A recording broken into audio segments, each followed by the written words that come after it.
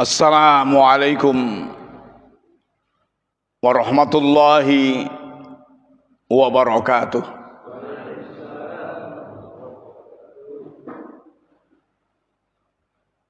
Innal hamdalillah nahmaduhu wa nasta'inuhu wa nastaghfiruh wa na'udzu billahi min syururi anfusina wa min sayyiati a'malina. May yahdihillah fala mudhillalah wa may yudlil fala hadiyalah. Asyhadu an la ilaha illallah wahdahu la syarikalah wa asyhadu anna Muhammadan abduhu wa rasuluh. Allahumma salli ala Muhammadin wa ala alihi wa ashabihi ajma'in. Amma ba'd.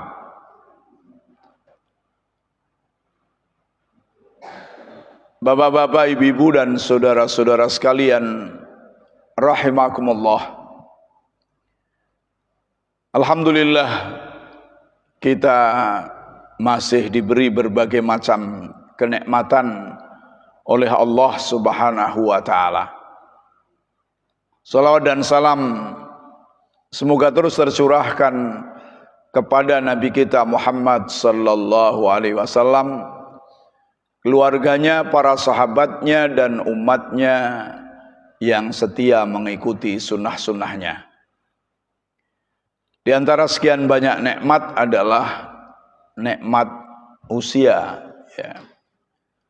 Nikmat masih diberi kesempatan hidup oleh Allah Subhanahu wa taala. Maka kita bersyukur dengan meyakini bahwa yang menjadikan kita masih hidup sampai hari ini adalah Allah Subhanahu wa taala. Lalu bersyukur dengan mengucapkan alhamdulillah dan menggunakan hidup itu untuk hal-hal yang bermanfaat, yang sesuai dengan syariah Allah Subhanahu wa taala. Bapak-bapak, ibu-ibu dan saudara-saudara sekalian rahimakumullah, Hasan Al-Basri itu memberikan nasihat. Berapapun umur kita, pada hakikatnya kita hidup di dunia ini hanya 3 hari, ya. 3 hari hidup di dunia. Siapa Hasan Al-Basri? Hasan Al-Basri adalah seorang tabi'i, ya, yang lahir di Madinah pada tahun 2021 Hijriah atau 642 Masehi. Di masa kekhalifahan Umar bin Khattab. Beliau wafat di Basrah pada tahun 110 Hijriah atau 728 Masehi dalam usia sekitar 89 tahun. Nasabnya, dia adalah nama lengkapnya Abu Sa'id Al-Hasan bin Abil Hasan Al-Yasar. Kedekatannya dengan Nabi bahwa ibunya yang bernama Khairah adalah pelayan Ummu Salamah, pembantu Ummu Salamah, istri Rasulullah sallallahu alaihi wasallam. Konon saat ibunya sedang sibuk, Ummu Salamah pernah menyusui Hasan yang masih kecil, sehingga bisa dikatakan sebagai anak susuan daripada Ummu Salamah, yang dipercaya menjadi sumber keberkahan dan hikmah dalam tutur katanya, ya. Tabi'i itu adalah orang yang hidup setelah Rasulullah, yakni dia tidak bertemu dengan Rasulullah, belajar Al-Quran, belajar agama tidak langsung kepada Rasulullah, akan tetapi bersama para sahabat, maka itu disebut tabi'i. Beliau tumbuh di Madinah dan sempat berinteraksi dengan sekitar 120 sahabat Nabi, termasuk tokoh-tokoh besar seperti Ali bin Abi Thalib, Anas bin Malik, dan Abdullah bin Umar. Ya. Setelah pindah ke Basrah, Irak, beliau menjadi rujukan utama dalam berbagai bidang ilmu, tafsir dan hadis, fikih, zuhud, dan sastra. Hasan al-Basri sangat terkenal dengan gaya bahasanya yang indah, menyentuh hati dan penuh peringatan tentang akhirat. Ya. Imam Hasan al-Basri dikenal dengan keterangan dalam kebenaran dan sifat zuhudnya, ketegasan dalam kebenaran dan sifat zuhudnya yang ekstrim. Beberapa prinsip utama dakwah beliau adalah khauf, rasa takut. Maka hampir kalau kita melihat nasihat-nasihat Hasan al-Basri itu menuju rasa takut kepada Allah Subhanahu wa taala. Beliau senantiasa mengingatkan umat untuk takut kepada Allah dan azabnya agar tidak lalai dalam beribadah. Juga dia kritik sosial. Beliau tidak ragu menegur para penguasa seperti Gubernur Al-Hajjaj bin Yusuf jika mereka bertindak zalim.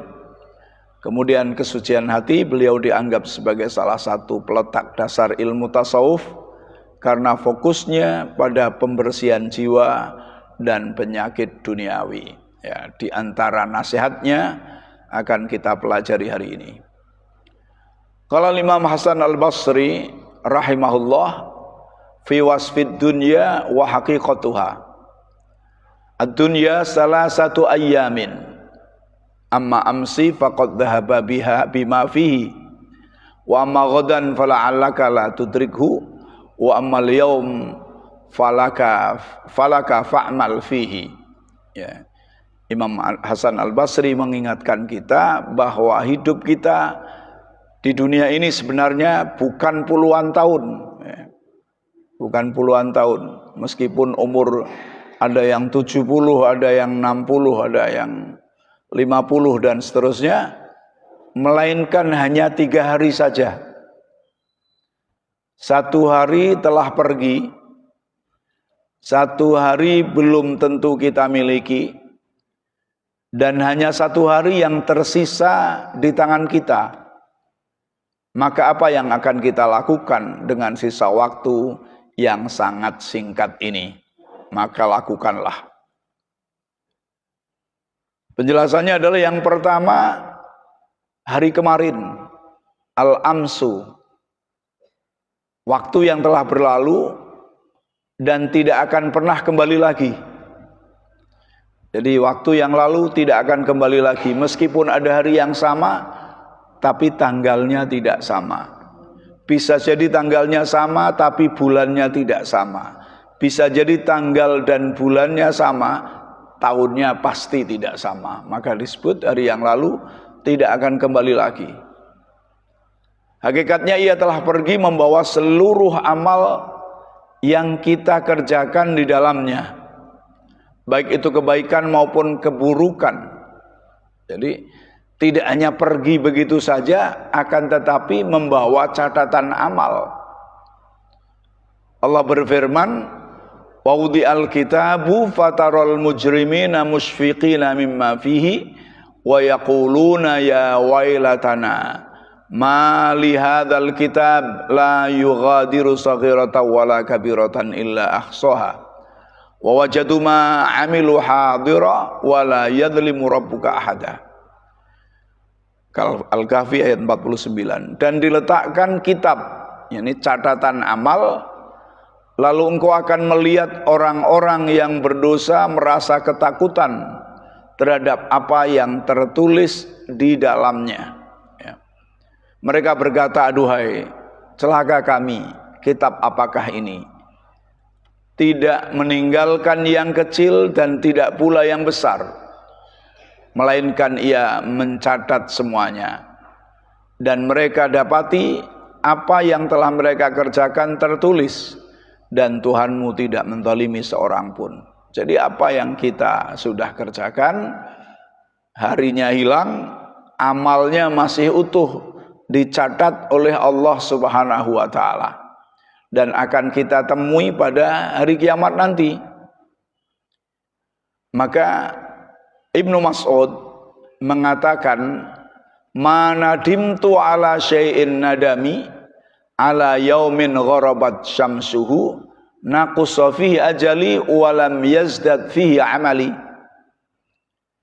Aku tidak pernah menyesali sesuatu seperti penyesalanku pada suatu hari yang matahari terbenam di dalamnya, umurku berkurang, namun amalku tidak pernah tidak bertambah di hari itu. Jadi Ibnu Mas'ud, seorang sahabat besar, menyesali kalau matahari tenggelam tidak bertambah amal.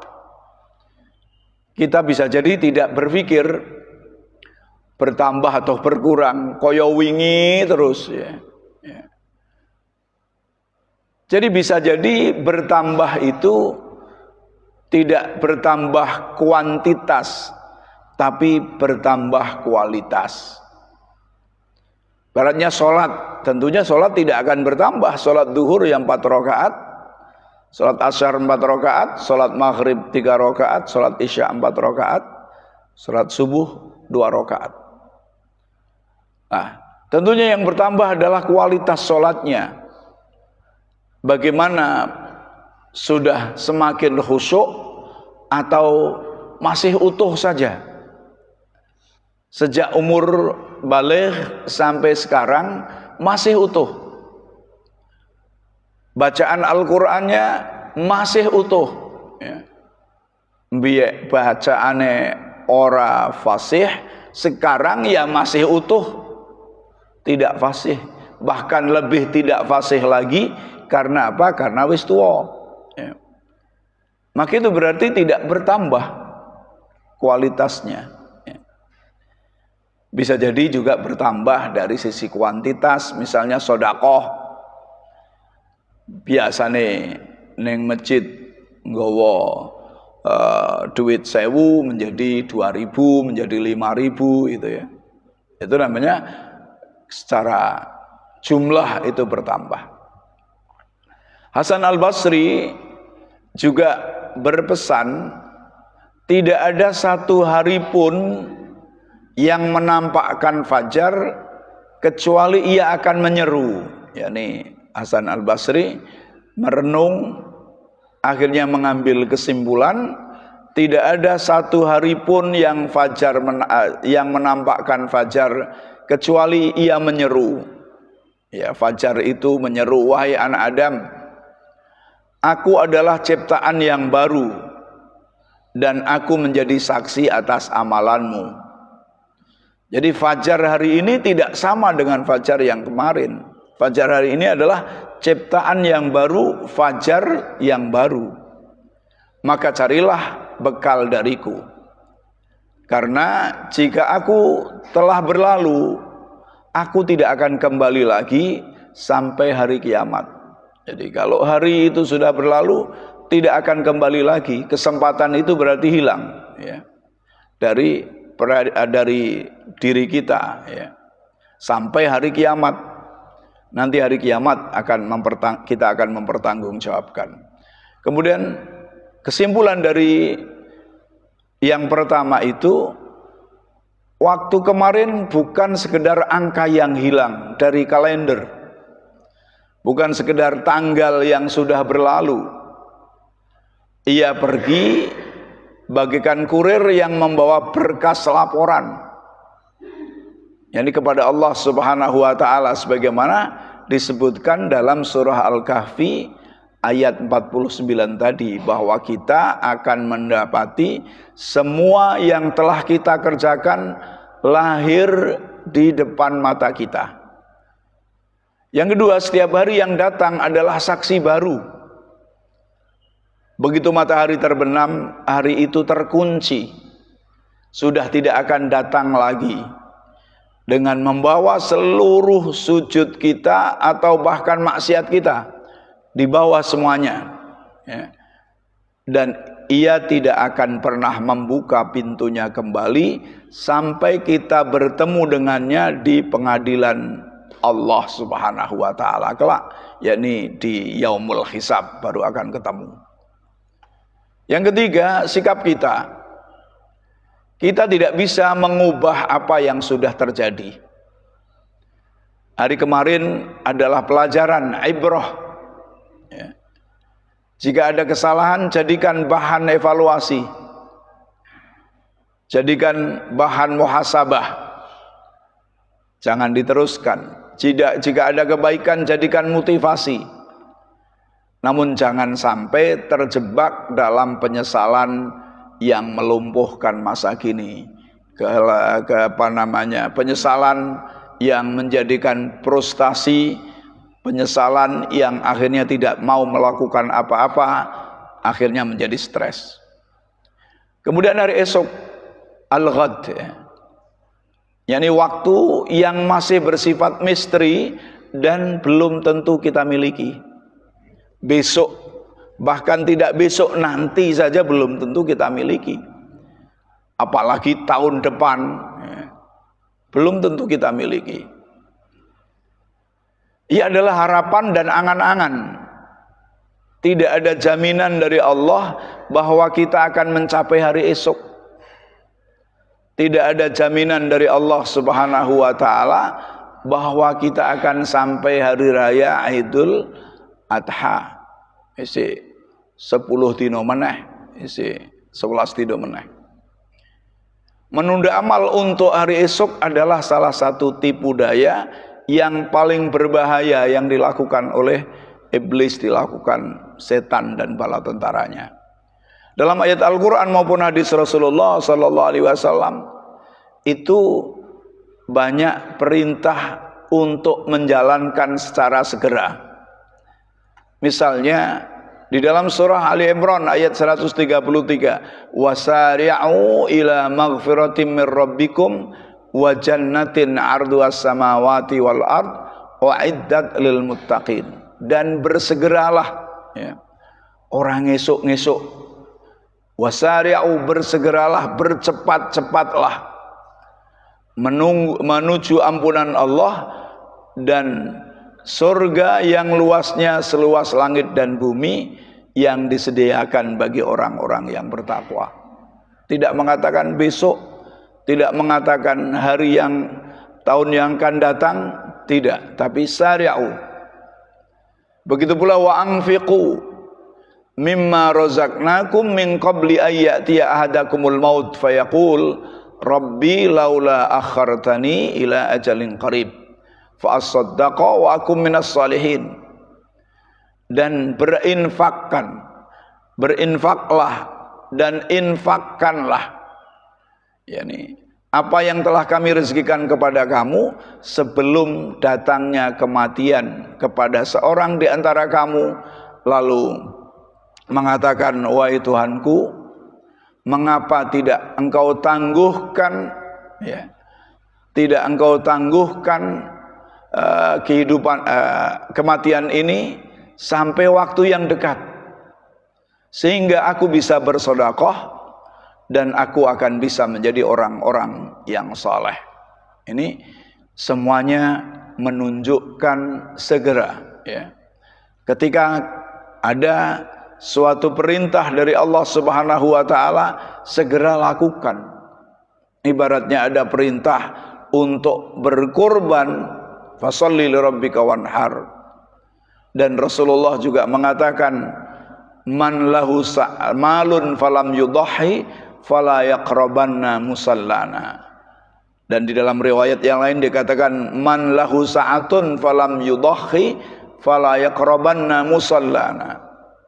Siapa saja yang memiliki keleluasaan harta lalu dia tidak berkurban, maka jangan sekali-kali mendekati tempat sholat kami. Maksudnya adalah ojo melu sholat id, ya. Musola itu adalah tempat sholat yang sifatnya temporer, ya. yang sifatnya sementara. Maka lapangan ketika dibuat sholat id itu namanya musola. Halaman ketika dibuat sholat id ya disebut musola. Tapi saat dibuat sholat saja. Ini semuanya menyuruh untuk segera. Ketika kita memiliki leluasa, keleluasaan hartanya ono duit omber, segera menyembelih binatang kurban. Tidak usah nunggu tahun lalu, tahun yang akan datang. Tahun yang akan datang belum tentu kita masih hidup, ya. Belum tentu kita masih hidup bisa menyembelih kurban. Nanti menyesal kalau sekarang tidak menyembelih. Ya Allah, tangguhkan kehidupan saya, kematian saya ini agar saya bisa berkorban, ya. Karena dulunya tidak mau ikut berkorban, ya. Juga ada hadis Rasulullah sallallahu alaihi wasallam, yakni ightanim khamsan qabla khamsin, syababaka qabla haramika, wasihataka qabla saqamika, wa ghinaka qabla faqrika, wa faraghaka qabla suhlika, wa hayataka qabla mautika.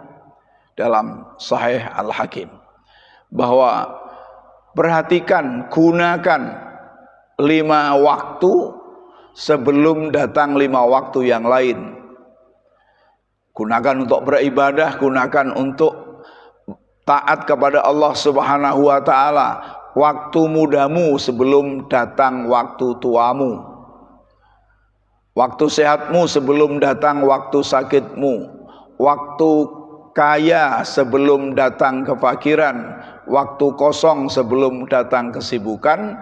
Dan waktu hidup sebelum datang kematian. Artinya juga untuk segera melakukan amal soleh. Juga dalam hadis dari Abu Hurairah bahwasanya Rasulullah sallallahu alaihi wasallam bersabda, badiru bil a'mal fitanan ka qita'il lailil mudlimi yusbihur rajulu mu'minan wa yumsi kafiran aw yumsi mu'minan wa yusbihu kafiran yabi'u dinahu bi'aradin minad dunya, ya. Bersegeralah kamu melakukan amal-amal yang soleh. Bersegeralah. Fitanan kaqita'il lailil mudlimi. Sebelum datangnya bencana, ujian yang bagaikan malam yang gelap gulita. Artinya ujian terus, ada terus. Tidak pernah berhenti. Pada waktu pagi seseorang dalam keadaan beriman, waktu sore sudah kafir. Pada waktu pagi orang itu mukmin, sorenya sudah kafir, ya.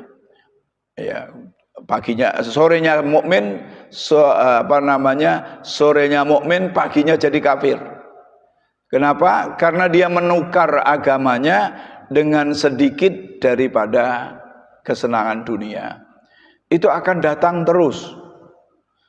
Contohnya, ya, biar sebelum reformasi kuwi ora ono money politik, ya. Reformasi pertama itu tidak ada money politik. Masih orang menjadi menjadi DPR, menjadi pejabat-pejabat publik tidak bayar. Kemudian setelah itu money politik datang terus, ya. Ya legislatif, ya kepala daerah, mungkin lama-kelamaan juga RT, ya. Ya. RT pun juga pakai money politik, ya. Coba kalau misalnya koperasi merah putih itu berhasil, mumpamane berhasil, berarti desa kan sugih-sugih, otomatis RT ini oleh gaji akeh. Nek saiki kan RT ini mung 75.000. Ya. Mungkin juga akan ada money politik. Itu dari sisi money politik aja bencana terus, ada terus. Maka sebelum datangnya bencana itu supaya banyak beramal soleh. Ya. Bagaimana sikap kita? Jangan menggantungkan nasib dan ketaatan pada waktu yang belum pasti. Ya. Karena waktu yang akan datang itu belum pasti, maka jangan suka menunda-nunda pekerjaan. Ya. Jangan suka menunda-nunda amal soleh. Ya. Mau sholat jamaah mengko, ya. Mau menyembelih binatang kurban mengko, nek wis tuwa, kapan tuwane wong saiki wis tuwek ya. Ini adalah kata ulama, iblis tidak selalu membujuk kita untuk berbuat maksiat. Jadi kita yang sudah sedikit ngerti agama itu tidak akan dibujuk langsung untuk berbuat maksiat. Ora usah salat itu tidak mungkin, iblis tidak akan melarang kita sholat. Ora usah nyembelih binatang kurban, tidak. Ya. Bagi panjenengan sing duwe, tidak akan dilarang oleh iblis. Ojo nyembelih binatang kurban ora ana gunane. Ya. Wis akeh sing nyembelih, kowe ora usah nyembelih bae. Tidak akan seperti itu iblis menggoda kita. Seringkali ia hanya membisikkan satu kata, nanti. Ya. Engko nek wis tuwa, aku pak sholat berjamaah ning masjid. Mengko nek wis tuwa, aku pak ngaji. Ya. Engko nek wis tuwa, aku pak sholat tahajud. Ya wis tuwa semakin ora iso sholat tahajud. Wong wis tangine bae angel. Ya. Tangi dari tidur itu sulit ya. Mengko nek wis sukses, aku pak sedekah. Ya. Semuanya dikatakan nanti, ya. Nanti semuanya. Padahal sekarang sudah mampu. Ini tipu daya yang disebut oleh para ulama sebagai tentara iblis yang paling besar di mana saja ada. Ya. Wong wedok dikon ngaweke wedang bojone, aku sik SMS-an. Aku sik ndelok Shopee mengko. Kalah semuanya dengan HP. Ini adalah bisikan iblis ya kepada kita semuanya, apakah itu melalui HP, apakah apa saja. Ya. Karena bagi mereka yang menunda amal ke hari esok, mereka sedang bertaruh dengan sesuatu yang bukan milik mereka, yakni kematian. Ya. Wa may yattakhidz syaitana waliyan min dunillah faqad khasira khusranan mubina. Ya'iduhum wa yumannihim wa ma ya'iduhumus syaitan illa ghurura. Ini dalam surah An-Nisa 119 sampai 120. Barang siapa yang menjadikan seton sebagai pelindung selain Allah, mengikuti bisikan setan diantaranya nanti tadi, maka sesungguhnya ia menderita kerugian yang nyata. Ya. Tadi mau sholat berjamaah di masjid nanti. Nek wis tuwa jebule durung sampai sholat berjamaah ning masjid wis mati. Ya. Rugi besar. Mau berkorban mengko nek anake wis do tamat sekolah. Jebule anake tamat sekolah mati durung pernah berkorban. Ya. Padahal uangnya itu seandainya berkorban itu tidak mengganggu sekolahnya anak. Ya. Tidak mengganggu sekolahnya anak. Tapi karena mengikuti bisikan iblis tadi, akhirnya tidak berkorban sampai mati. Setan itu memberikan janji-janji kepada mereka dan membangkitkan angan-angan kosong. Padahal mereka angan kosong pada mereka. Padahal setan itu tidak menjanjikan kepada mereka selain tipu daya semata-mata. Jadi yang dijanjikan setan itu adalah tipu daya. Maka strategi angan-angan al-amani, salah satu senjata iblis, ya. Maka iblis tidak memaksa, tapi membisikkan angan-angan. Ini mencakup merasa umur masih panjang, segini ora pak tobat, isih suwi uripku, padahal wis 70, sik mengatakan lama. Nah, kapan mau bertobat? Ya. Merasa dosa pasti diampuni tanpa tobat, ya. Atau merasa sukses dunia adalah tanda kemuliaan di akhirat? Enggak. Sukses di dunia bisa jadi istidraj, jebakan dari Allah Subhanahu wa taala, ya. Maka dari itu kita harus mampu untuk melawan al-amani tadi, angan-angan tadi, ya. Karena janji setan hanyalah hurur, tipu daya yang akan menjadikan kita tidak bisa melakukan perintah-perintah Allah Subhanahu wa taala, yang akhirnya kita menjadi orang yang khusronan mubina, orang yang benar-benar merugi, ya. Maka lawanlah penyakit nanti, ya. Taswif namanya, penyakit nanti lawan. Jika terlintas keinginan untuk bersedekah atau sholat di awal waktu, segera lakukan.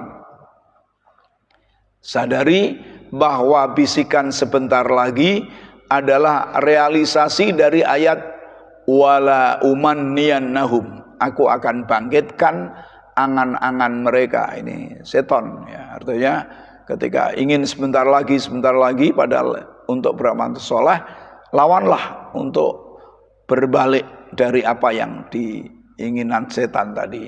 Ibaratnya mendengar adzan, panggilan sholat, sedang HP-an, lalu setan membisikkan kita, engko sik men rada rampung wong komate sik suwi kok, ya.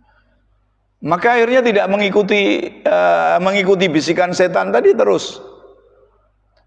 Akhirnya dengar komat, wis komat, ora sida mangkat ning masjid, ya.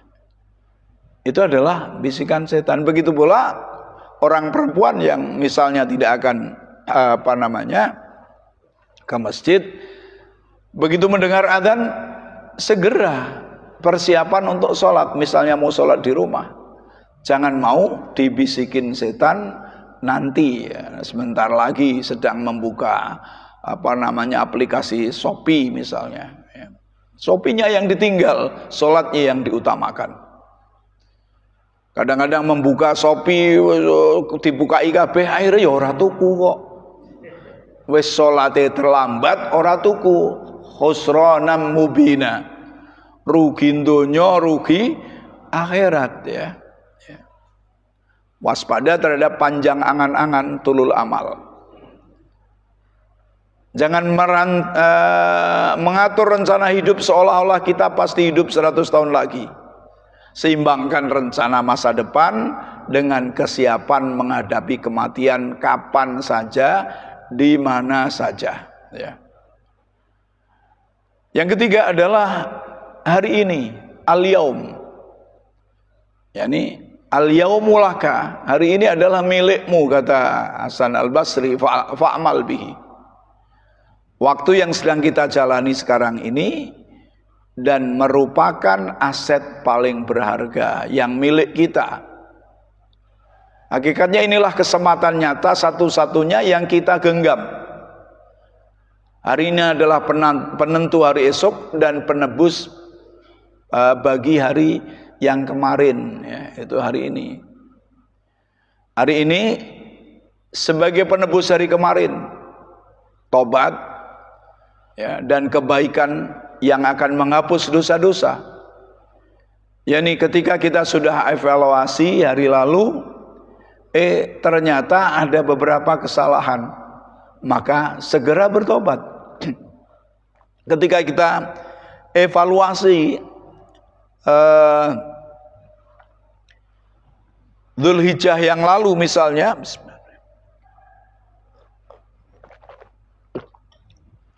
Dzulhijjah yang lalu saya tidak berpuasa.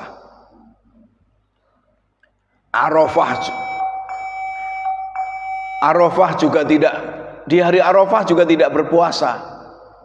Boro-boro tanggal 1 sampai tanggal 9, hari Arafah juga tidak berpuasa.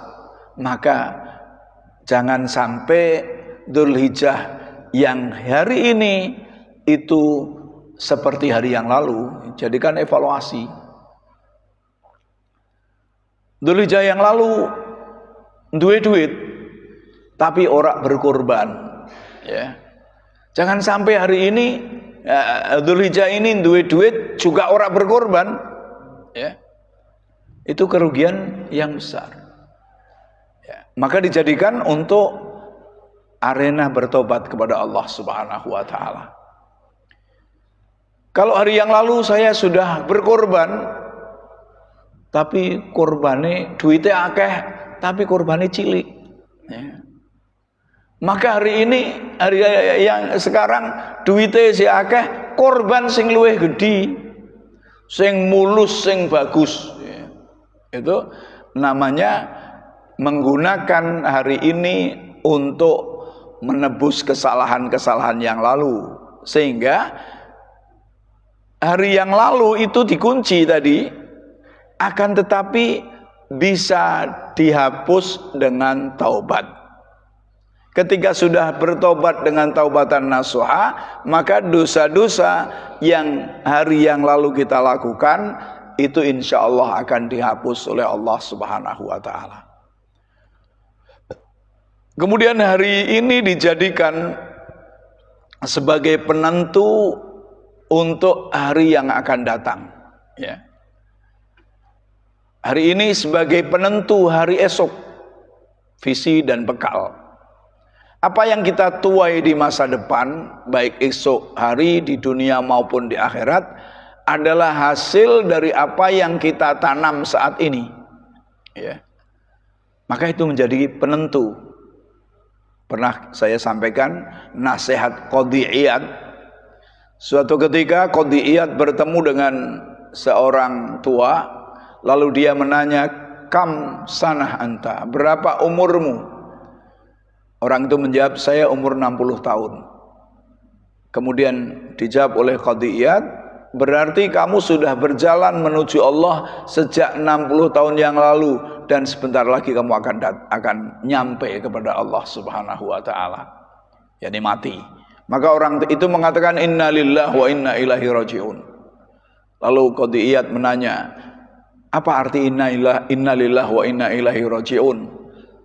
Orang itu menjawab, ya sama dengan jawaban kita, kami ini milik Allah dan akan kembali kepada Allah.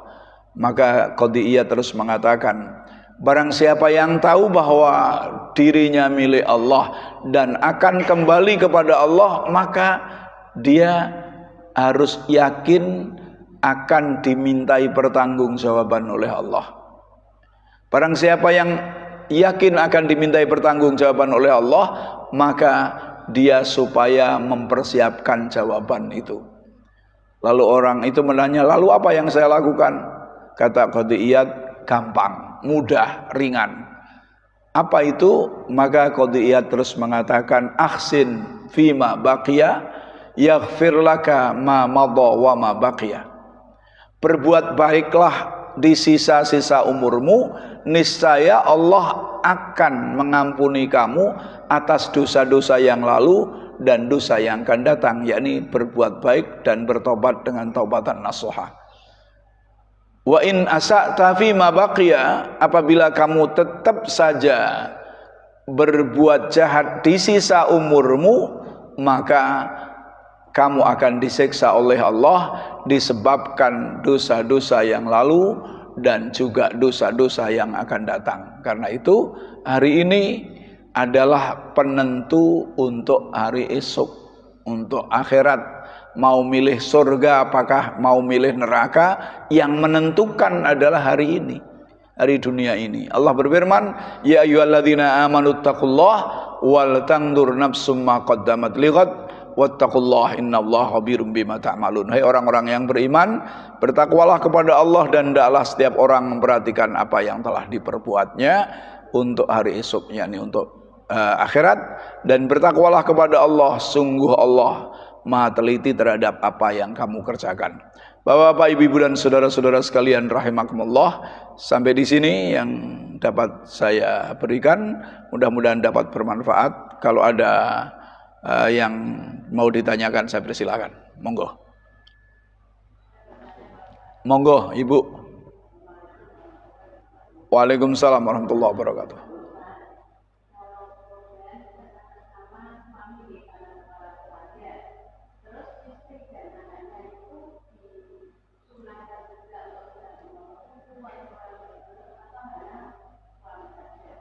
Ya.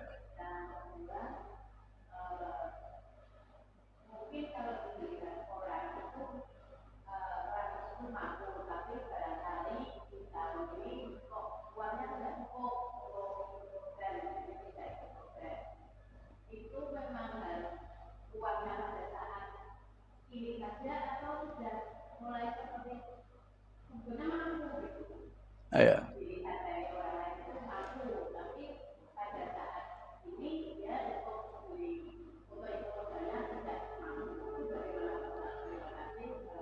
Yang pertama, bahwa yang utama disunahkan untuk tidak memotong kuku dan tidak memotong rambut adalah yang mau dinamakan.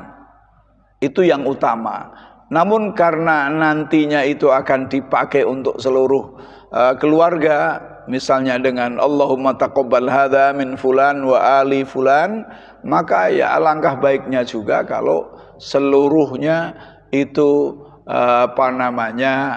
berupaya untuk tidak memotong kuku dan memotong rambut, karena semuanya akan mendapatkan dari itu. Kemudian yang kedua itu ya yang tahu bisa kurban atau tidak kan ya orang itu, ya.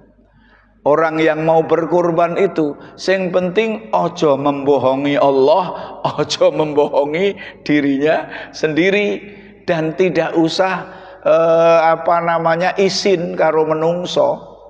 Ibaratnya nek ndelok omahe magrong-magrong, ya. Apik, tapi utange sak pirang-pirang, ya. Sementara utangnya jatuh tempo semuanya. Iya ojo berkorban, gue nyarutang sih. Jadi tidak usah izin. Wow, aku omahe apik, ketoke ya duwite akeh, kok didatangi panitia korban. Nyuwun maaf, tahun iki aku ora iso korban. Ndak usah begitu, artinya ndak usah izin. Ya sampaikan, saya tahun ini nggak bisa korban. Ya, singkatnya jangan membohongi Allah dan jangan membohongi dirinya sendiri, dan tidak usah malu kepada manusia, jujurlah kepada manusia, ya. Kalau tidak bisa korban ya tidak bisa. Begitu Bu, Ibu ya. Dan monggo.